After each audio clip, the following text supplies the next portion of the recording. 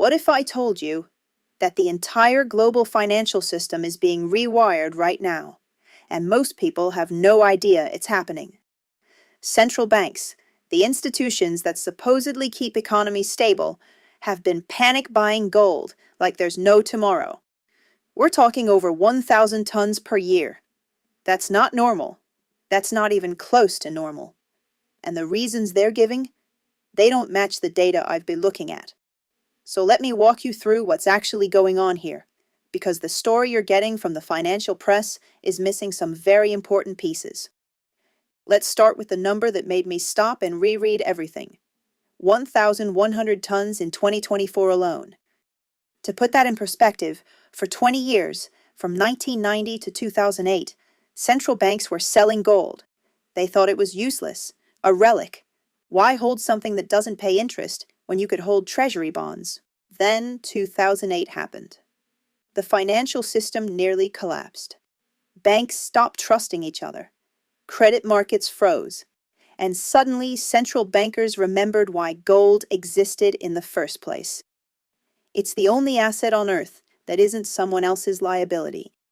When Lehman Brothers went down, your treasury bonds were still backed by the US government. Your corporate bonds, those were promises from companies that might not exist tomorrow. But gold just is. But even after 2008, the buying was modest. Central banks were still playing by the old rules. The dollar was king. US treasuries were risk-free. Everything was fine. Until 2022. February 2022. Russia invades Ukraine. Within days, the US and EU freeze $300 billion of Russian foreign exchange reserves. Not seize, freeze, just lock them out of the system. Now you can argue Russia deserved it. That's not the point I'm making here. The point is what every other central bank in the world learned that day. Your reserves aren't really yours if someone else controls the payment rails. Think about that for a second. You're a central bank in Turkey, or India, or Brazil. You've spent decades accumulating dollar reserves because that's what you need for international trade. Then you watch the West flip a switch and make Russia's dollars disappear. What's your first thought? Probably something like, could they do that to us? And the answer, of course, is yes, they absolutely could. So what do? You buy the one thing they can't touch. Here's where it gets interesting. The official story is that central banks are diversifying. That's the polite term. But I looked at the actual reserve composition data from the IMF, and it tells a different story.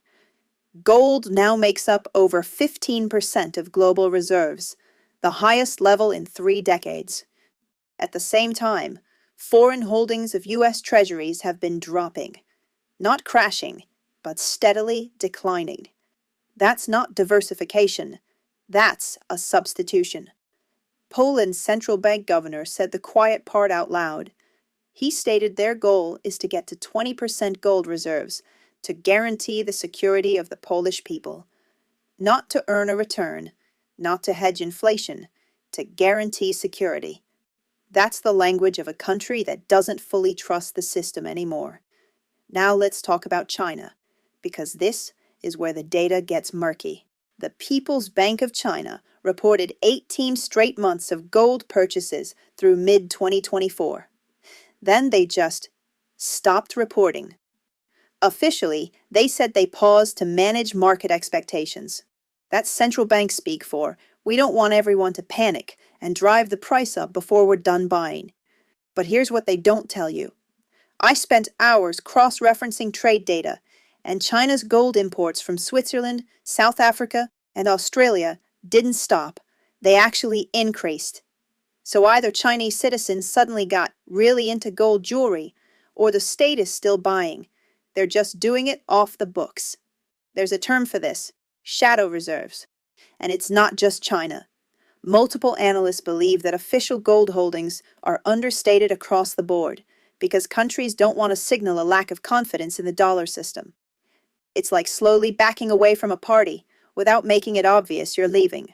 The question I kept asking myself while researching this was, why now? Why not 5 years ago? Why not wait another 5 years? The answer is debt. U.S. national debt crossed $36 trillion in 2025. The interest payments on that debt now exceed the entire defense budget. Read that again. The U.S. government is paying more to service its debt than it spends on the military. And interest rates aren't even that high by historical standards. If rates go up another percentage point or two, the math becomes impossible. So what happens then? Well, the Federal Reserve has two options. Option 1, like the government default, which would collapse the global financial system. Option 2, print money to cover the debt payments, which would cause inflation to spike again. Neither option is good. But option 2 is the politically easier choice. And central banks around the world know this. They've seen this movie before, in Weimar Germany, in Argentina, in Zimbabwe. When governments get trapped by debt, they print. And when they print, hard assets protect you. Gold doesn't care about monetary policy. It doesn't respond to press releases. It just sits there, holding value, because it can't be created out of thin air. But let's steelman the other side for a minute, because there are smart people who think this whole thing is overblown. Warren Buffett famously called gold a barbarous relic. His argument? It produces nothing. You can't eat it. It doesn't pay dividends. If you buy a farm or a business, it generates cash flow. Gold just sits in a vault, costing you money to store and insure. In a world where you can get 4 to 5% risk-free on treasury bonds, why would you hold something with zero yield? It's a fair point. And for individual investors, maybe it makes sense to prioritize income-producing assets. But central banks aren't individual investors. They're not trying to maximize returns. They're trying to survive geopolitical chaos. And in that context, the return of capital matters more than the return on capital. There's another counterargument worth considering. Some economists argue that the dollar's network effect is too strong to break. Sure, central banks are buying gold, but can you pay for oil shipments with gold bars? Can you settle a semiconductor purchase with bullion? No. You need dollars. The entire global trade infrastructure runs on dollars. So this gold buying is just a hedge at the margins, not a systemic shift. And honestly, that argument held up pretty well until about 2023. But now we're seeing the emergence of bilateral trade agreements that bypass the dollar entirely. China and Saudi Arabia are discussing yuan-based oil payments. India and Russia are settling trades in rupees. The infrastructure is being built, slowly, to trade without dollars.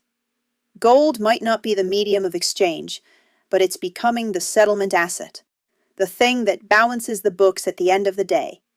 Do we really believe that's a coincidence? One of the weirdest aspects of this entire situation is the role of Bitcoin. There's this ongoing debate in finance circles.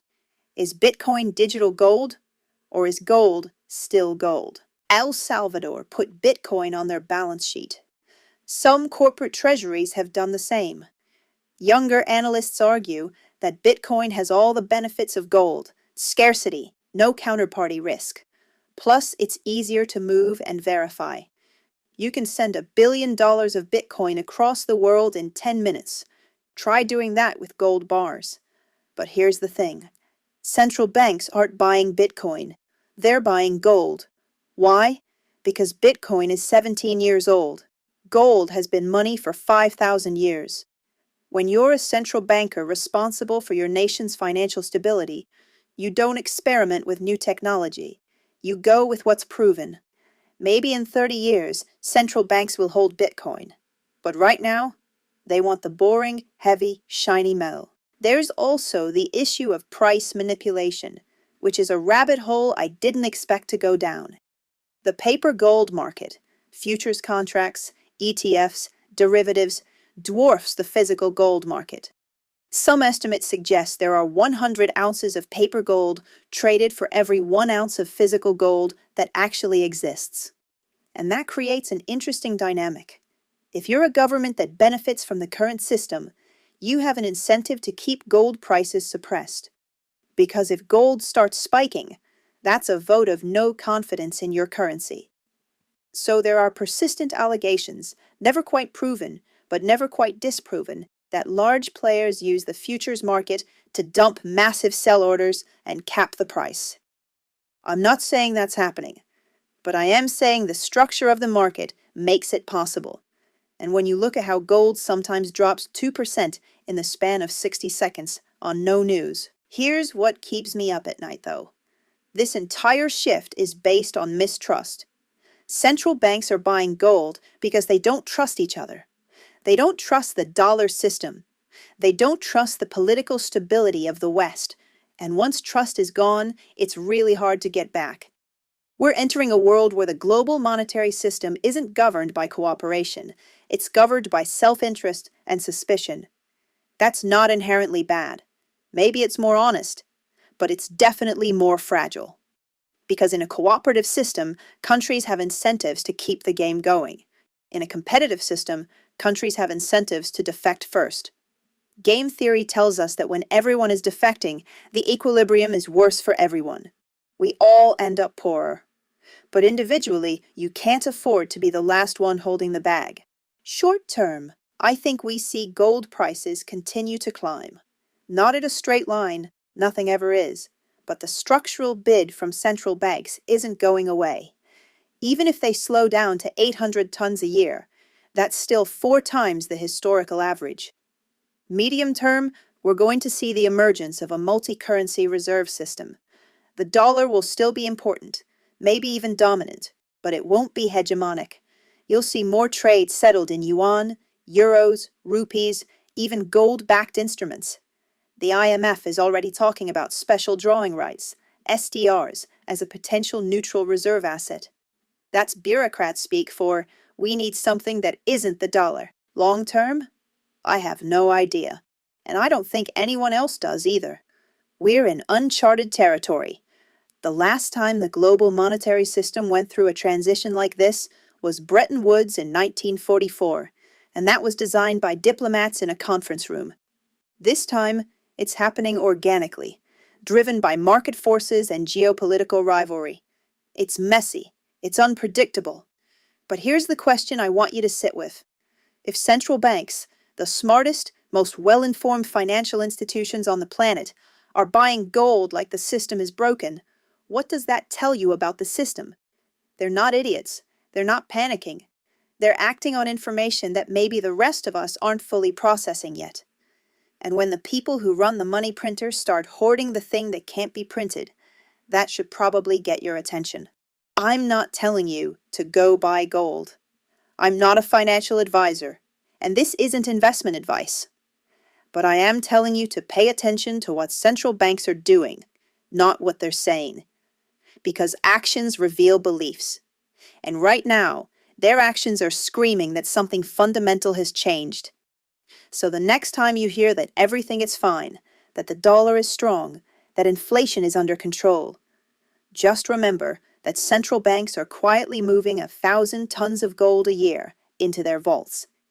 And ask yourself, why would they do that if everything was fine?